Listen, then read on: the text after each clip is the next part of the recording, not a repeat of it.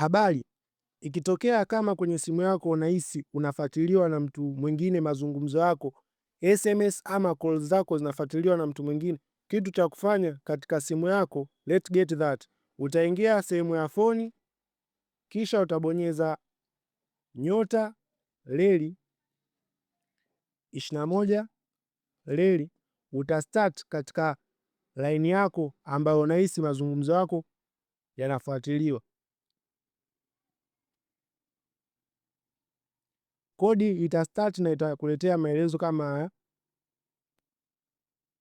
call forwarding, voice is not forwarded, fax is not forwarded, signs is not forwarded. Ukiona sehemu zote ni not forwarded, basi ujue aufuatiliwe SMS ama call zako kwenda kwa mtu mwingine. Lakini ukiona zime forwarding alafu ukaona namba ya mtu, ujue basi unafuatiliwa kwa namna moja ama nyingine katika mazungumzo yako, iwe SMS ama call zako. Kitu cha kufanya ili kuelas ama kufuta watu wasikufuatilie katika simu yako, utabonyeza leli 002 leli, kisha utastart. Hapo utaletewa ujumbe call forwarding erased was successful, yani utakopo umefuta